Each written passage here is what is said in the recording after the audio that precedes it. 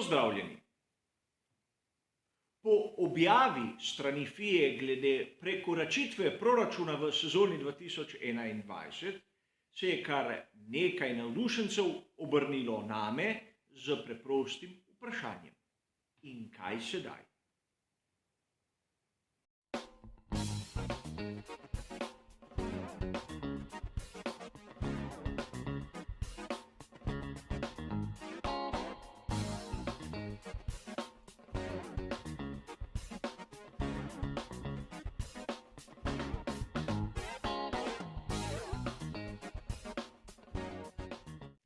Z poročilom komisije se je skorajda končala ena izmed večjih afer, ki je nas, navdušence Formule 1, skoraj zagotovo držala v določeni napetosti.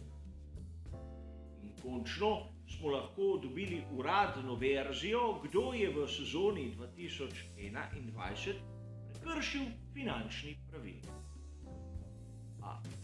Običajno smo lahko videli v raznih virih, da so nekateri avtorji zadeve malce preveč poenostavili, prikrojili, tako da marsikdo izmed tistih, ki imajo radi Formulo 1, pravzaprav ne vedo, zakaj gre.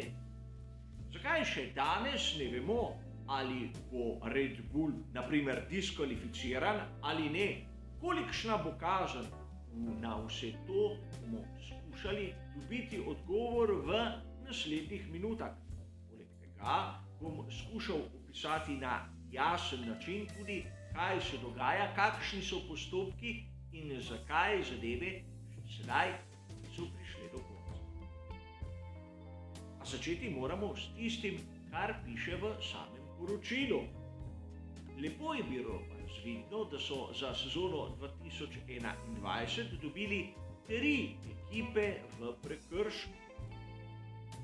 O ekipi Williams smo govorili že maja in njihov greh je bil administrativne narave. Kot smo lahko sklepali, pravočasno niso oddali vseh papirjev in zato so bili kaznovani finančno. Na to sledi Aston Martin, kjer je zopet potrjeno, da gre za prekršek administrativne narave. In tu lahko pričakujemo finančno kazen. Zdaj ne vemo, kolikšna bo višina te kazni, ampak primerljivo verjetno s tistim, kar smo videli pri ekipi Williams.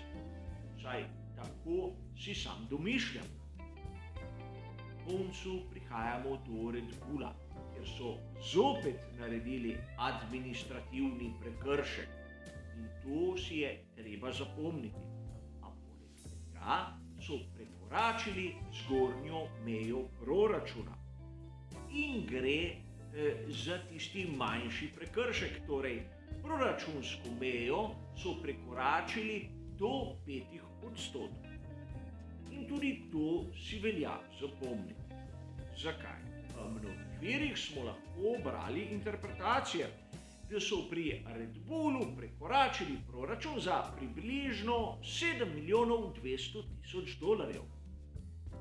In to je 5% tistega, kar je bila zgornja meja proračuna v sezoni 2021.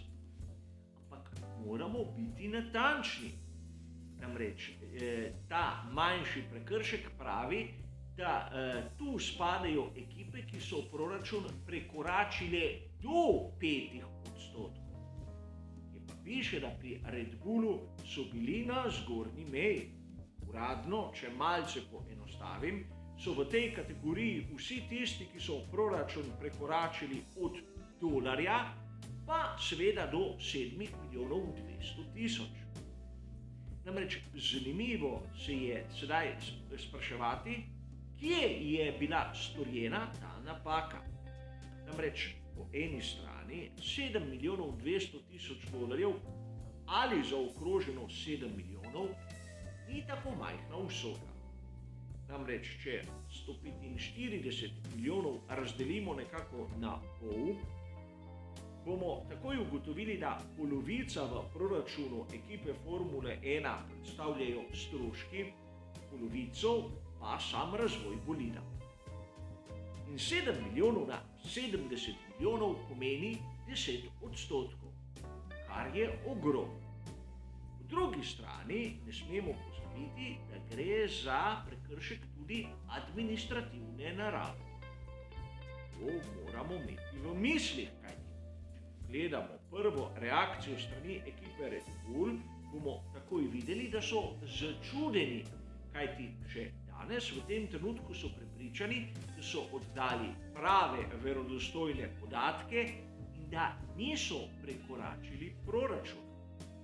Zdaj, po eni strani je lahko tudi možno, da so dobesedno za sam razvoj porabili preveč sredstev, ampak po drugi strani so lahko samo stroške napačno knjižili. In o čem govorim pravzaprav? Dobro se spomnimo, da so v lanski sezoni pri Red Bullu že začeli vzpostavljati praktično tovarno pogonskih sklopov.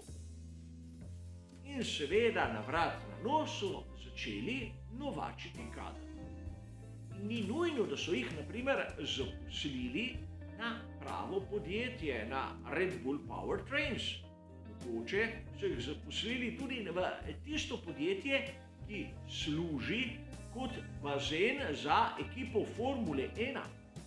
In plače teh strokovnjakov seveda so se štele v proračun ekipe Formule 1. Zakaj? Ker so jih napačno zaposlili. Po drugi strani lahko vidimo, da tudi nakup kakšnih, naprimer infrastruktur, nepremičnin, tudi naprimer testnih mest za pogonske sklope, bi lahko bil napačno knjižen. Ne govorim, da se je kaj takega zgodilo, kajti nimam vpogleda v celotno poročilo, ampak odpiram možnosti. Zato je treba razumeti, da tudi pri Red Bullu so lahko po svoje začudeni, kajti ni nujno, da so uradno se okoristili s tem prekrškom.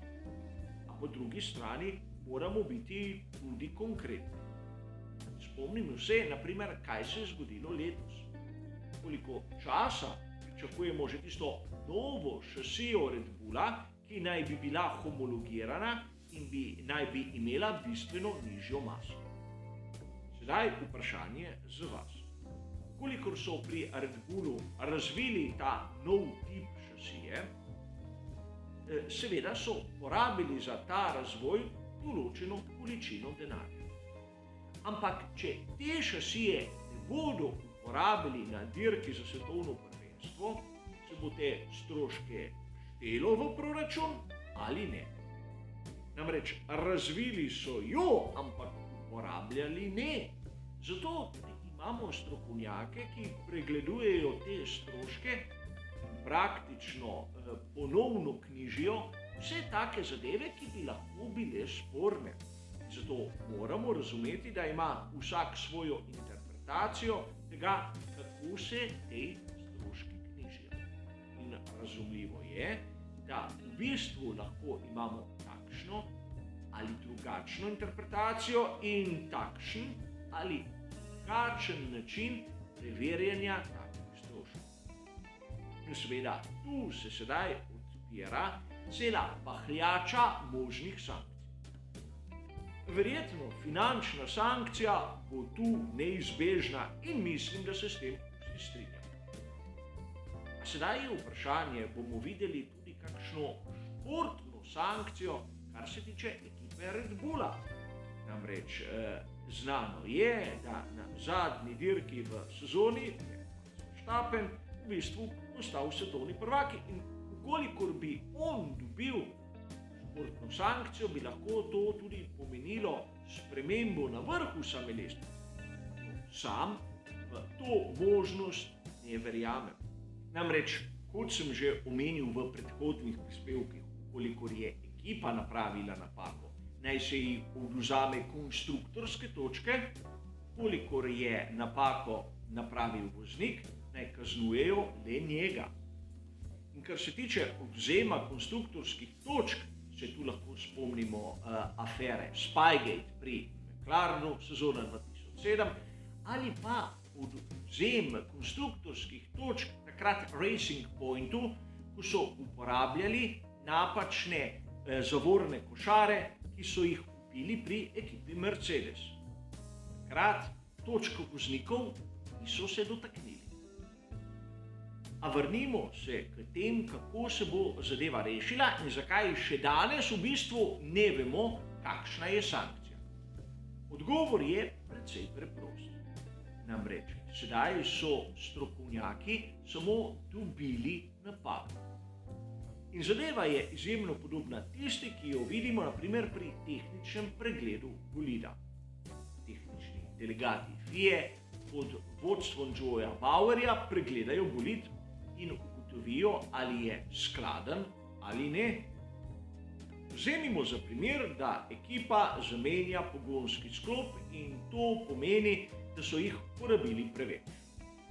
Ko Joe Bauer in njegovi strokovnjaki ugotovijo, da je ekipa oziroma voznik šel čez tisto dovoljeno mejo, spiše poročilo in ga pošlje komisarju.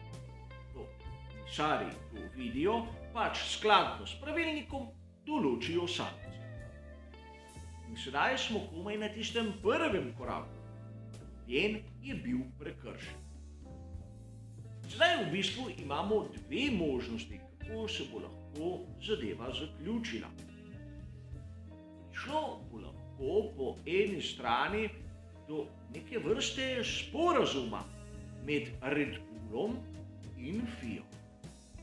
In tu bo Red Bull moral priznati krivdo. Po drugi strani bo verjetno dobil finančno sankcijo in morda kakšno omejitev za naprej, tako v proračunu, kot naprimer v urah, ki jih bodo lahko porabili v vetrovniku.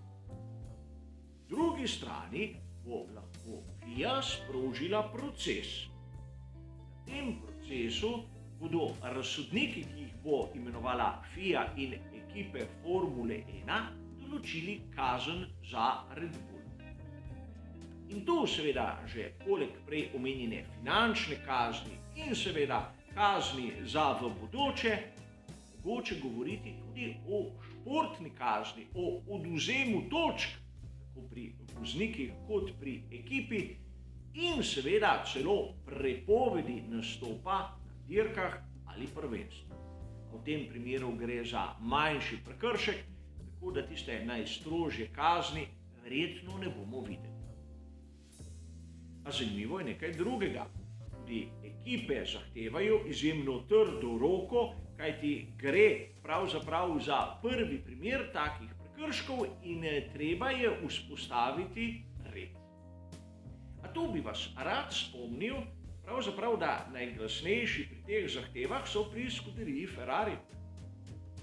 A se kdo spomni izmed vas, kaj se je zgodilo leta 2019? Prišlo je do zasebnega dogovora med FIA in Ferrarijem glede nekih zadev vezanih na pogonski sklop. Dokument, katerega mi navdušenci nismo videli, in še danes obstajajo sumi v regularnost. In zanimivo je, kako prav tisti, ki so se poslužili take bližnjice, danes zahtevajo strogo kazen. In menim, da so zopet pri skuderiji Ferrari izpustili dobro priložnost, da bi bili celo malce bolj tihi. A kot običajno gre za moje osebno videnje in moje osebno mnenje. Vseeno pa upam, da sem v tem prispevku malce bolj razjasnil, zakaj gre pri vsej tej zadevi. Še zdaleč ni prišla blizu konca. Zaenkrat. Hvala za vašo pozornost in seveda nasvidenje.